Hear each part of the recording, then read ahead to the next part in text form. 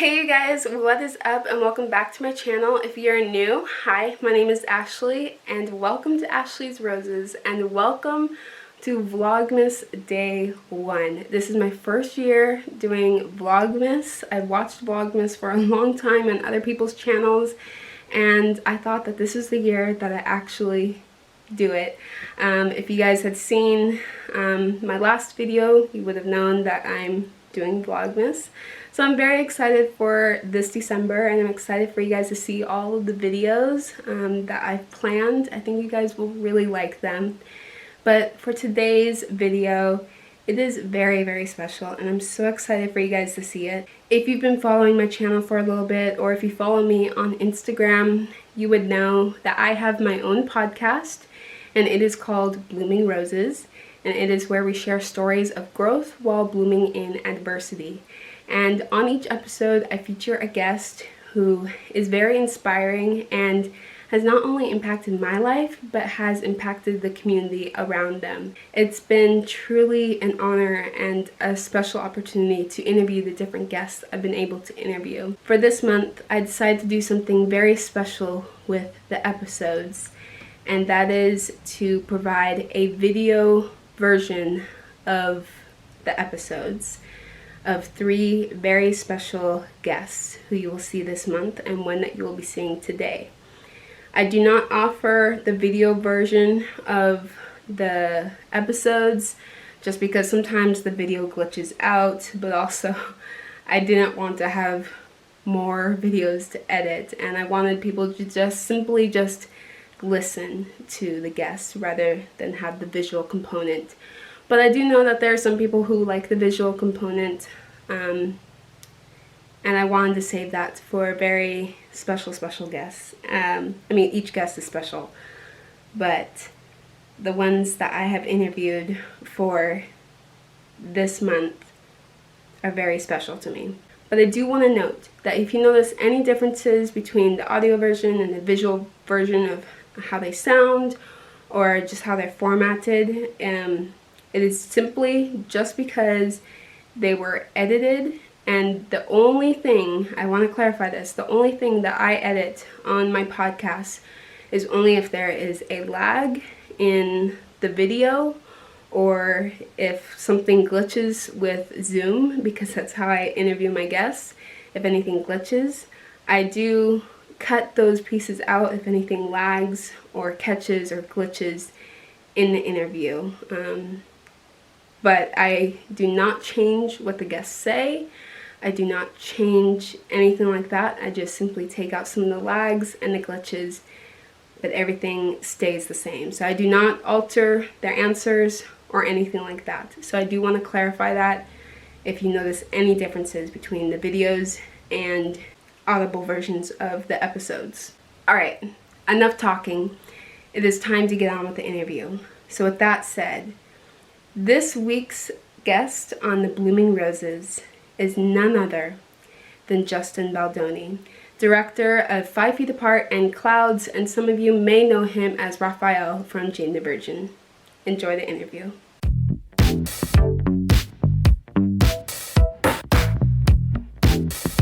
To officially meet you.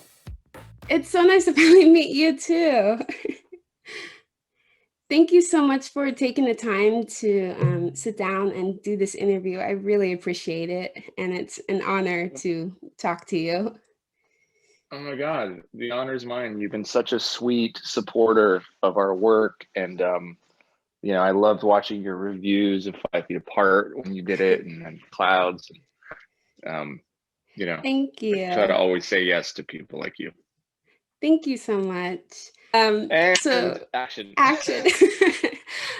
Most people would know you as Raphael from Jane the Virgin or director of 5 Feet Apart and now Clouds. Is there anything else in your background that you would like people to know about you?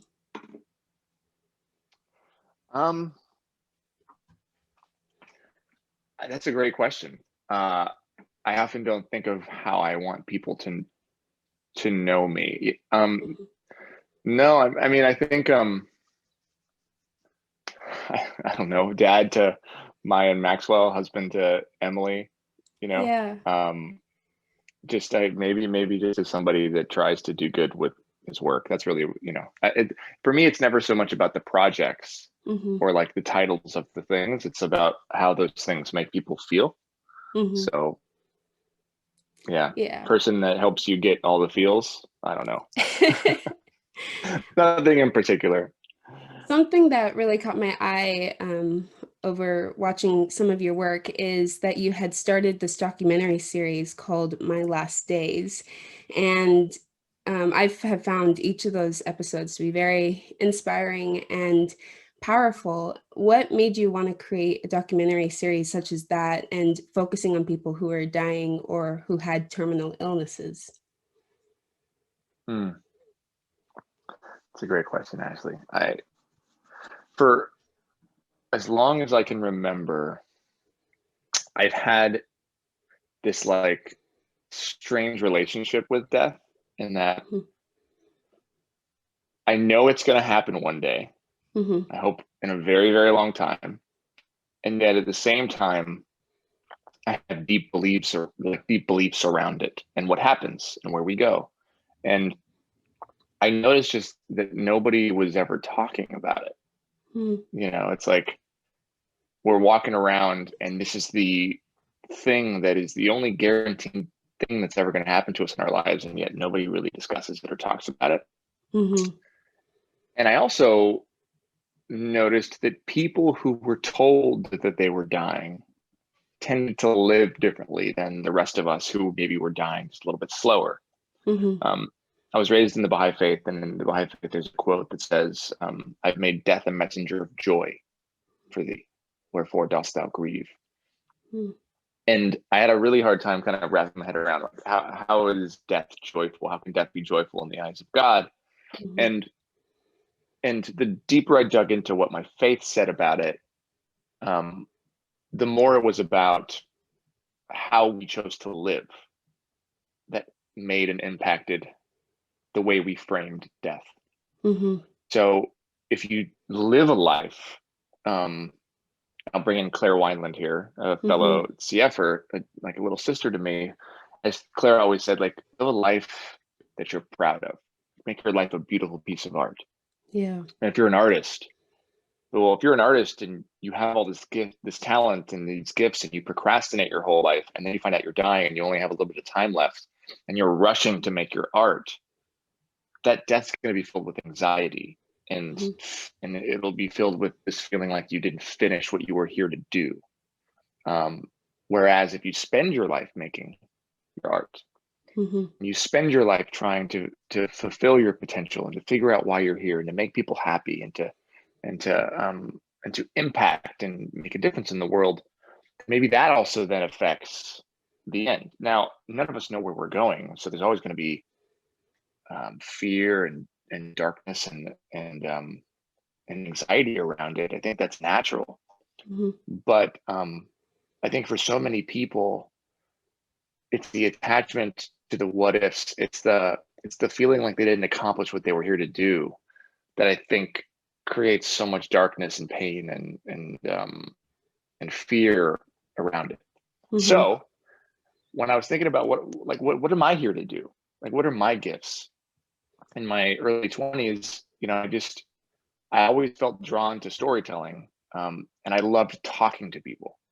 And I remember interviewing my grandpa and spending time with the older people in my life, because I knew intuitively that one day they weren't going to be here, and I just thought, man, they have so much to teach me. Like, Mm-hmm. they've lived all this life. I have so much to learn from them. And I would interview them and ask them questions on my old phone, and I would save these interviews because I wanted to keep like a keepsake. I wanted to keep like a legacy. So as I was Mm-hmm. thinking about what I could do with my life, what my talents were, I was like, well, what if I could do that for a lot of people? Like, what if I could do that? What if I could tell a story of somebody who found out they were dying, but living an amazing life, try to bring joy into it and capture it in a way that then inspired a lot of people to maybe help people with their fears around it, or maybe to help people live the life that they want to live so they don't have to procrastinate until the end. And that's really Mm-hmm. how My Last Days came to be. I partnered with my good friends over at Soul Pancake, and Rainn Wilson, and we made that first season for like no money, and that's where I met Zach Sobiek. Mm-hmm. So speaking of Claire Wineland and Zach Sobiek, as you said, you met them in My Last Days. When creating Clouds and then also 5 Feet Apart, that was inspired by Claire, did you feel any pressure, like for 5 Feet Apart, that it would be kind of representing some of the CF community, or for Zach for honoring his legacy? So much pressure, Ashley. So much pressure. It was, I think, it's like the thing that keeps you up at night more than anything. There's Mm-hmm. pressure as like as a young filmmaker to make a movie that people think is good. There's pressure in the Hollywood community to make a movie that that isn't bashed by the critics, even though these types of movies get destroyed by critics. And then there's pressure for the individuals who I love, who I'm trying to honor, and then there's pressure for the people that they represent, right? That are not Mm-hmm. normally seen on screen. And for CF, I mean, nobody knew what CF was Mm-hmm. before 5 Feet Apart, right? I mean, Yeah. you live with it. How many times a day? I mean, you still do. I mean, it's not, didn't just change the world overnight, but how many times a day did you have to explain to somebody that you had this thing called CF, and they were like, oh, is that MS or whatever it was? Like, Right. Yeah. we've heard all of the things. And the challenge for me was like, how do I like carry the burden of like the CF community on my back, especially because when we made it, there was a few people in the CF community that were like angry about it. Hmm. And I was really confused by it. And the more I learned, it was because they had never been really seen, and they were nervous, and they were scared that somebody that wasn't in the CF community was actually making something, and they thought that they were going to be misrepresented because it's become so much of your identity. Yeah. Um, and uh, and so I did everything that I could to honor that community in 5 Feet Apart, and really try to make it as accurate as possible while creating a Hollywood romanticized love story that Mm-hmm. didn't romanticize the illness, but actually captured and showed full three-dimensional characters that weren't defined by their illness, which is really at the end of the day what Claire wanted. And Yeah. I'll never forget, she she came to the table read, um, and it was the last time I saw her, actually. And she came to the Mm. table read, and after the table read, she gave a speech, and she was crying, and she never cried. Claire never cried, and she said, like, to think that there's going to be a movie in theaters that shows my experience on screen is something I never thought I would ever see. Mm. Um, and she Yeah. didn't get to see it, but she saw it from where she is now. Yeah. I can say that when 5 Feet Apart was first coming out, I was among some of the people that weren't angry, but I was very nervous because, the things that had been seen were misrepresented of the CF community. So I I remember remember, your I remember your I remember your reaction video. You said that in your reaction video. You're like, I'm nervous. yeah, yeah. But my mentor told me to give it a chance, and I remember afterwards, I'm like, wow, that is really represented well. And it is the movie that I tell people, I'm like, you want to know what my life is? Just go watch that movie and then come back to me. Mm. But it's definitely changed my life, and it is one of my favorite movies. What is something Did you that you notice? want? I'm just curious. I'm gonna flip it. Actually, I'm gonna ask Go you a ahead. question. Did you notice a difference?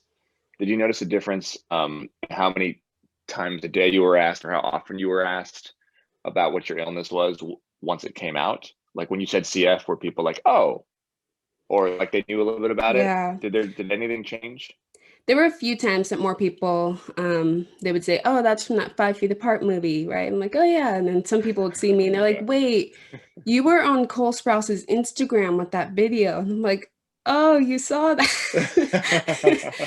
That spread like wildfire around my college. They're like, "You have to go find this girl. She was in this video." I'm like, "Okay, but go see the movie."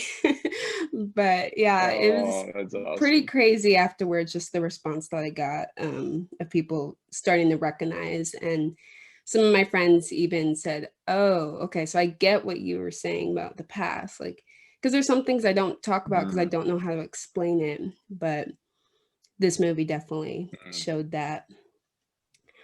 Um, that's awesome. yeah. What do you want your audiences to take away from 5 Feet Apart or Clouds? Um, because I know they're both very powerful movies. But what's something that you want them to take away from it? Well, a lot of things. Um, More than anything, I want people to take action after they watch my movies. Mm, And that action doesn't have to be a big thing. Action for me is like, man, I want to call my mom or dad or friend and hmm. tell them I love them or send a text to somebody, you know. Yeah. I think it's those little things that when you multiply them, they, you know, can change the world. It's the butterfly effect of just acts of kindness, right? Hmm.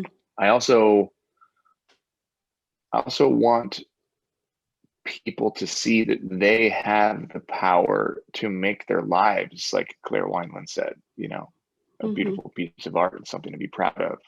And like Zach said, that they don't have to find out they're dying to start living. Um, Yeah.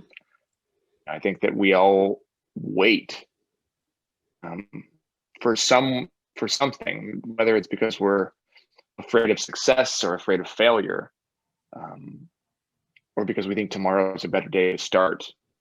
We always wait, and tomorrow isn't always promised. And Hmm. I want, at least the last two films, I wanted people to know that they don't have to wait, that they can start. Start can be messy. It doesn't have to be perfect. Hmm.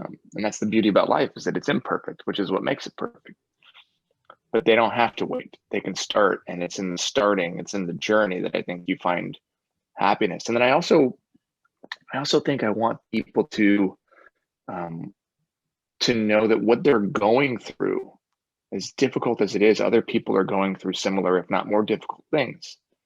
And choosing hope and choosing love and choosing happiness and choosing selflessness, and that there's a way to be a full, kind human being despite your obstacles, Hmm. because our obstacles and our illnesses, they don't define us. um, and these are things that I've learned from people like yourself that have been living with chronic illnesses.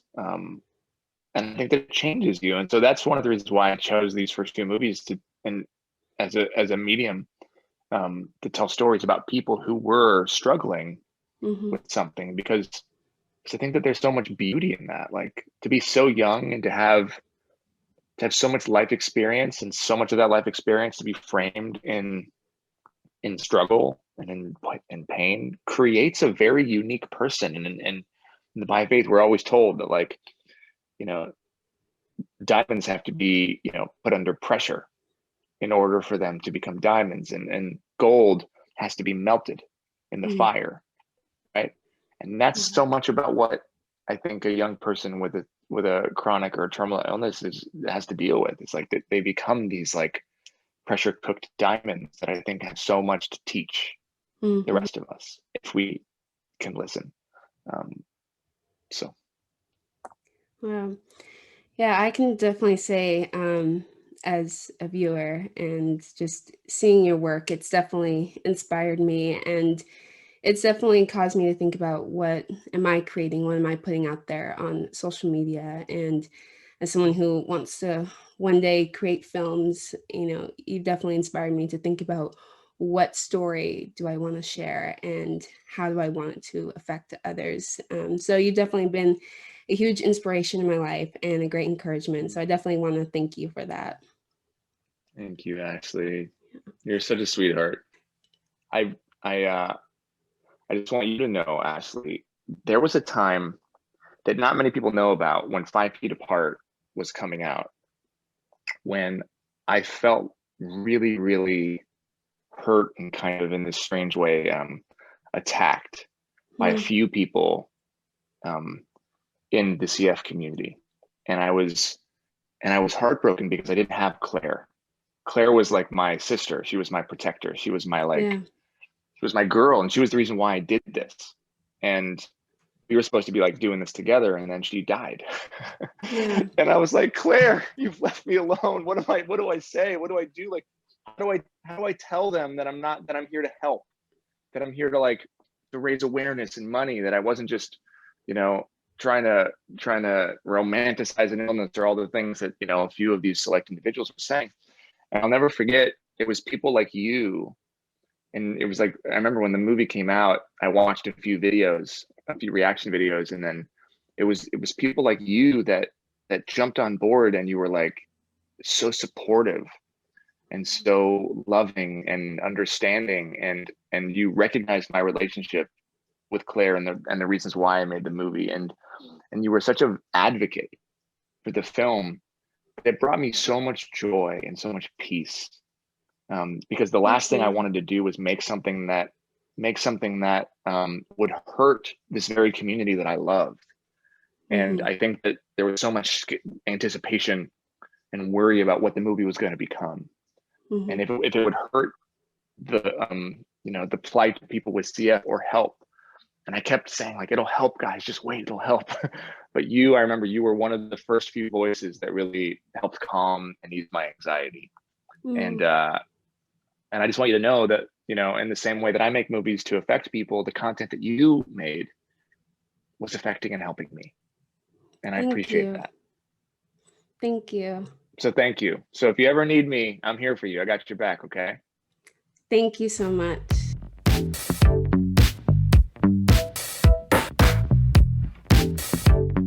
I hope you guys enjoyed that interview. I hope you enjoyed this first day of Vlogmas. It has definitely been an amazing opportunity to interview Justin Baldoni, and I am incredibly thankful for it.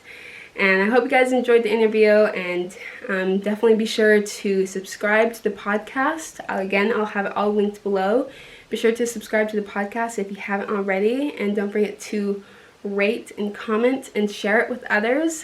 And I'm so excited for you guys to hear the next 2 guests of this month, and it'll be very special. Happy Vlogmas Day 1, and I'll see you guys tomorrow.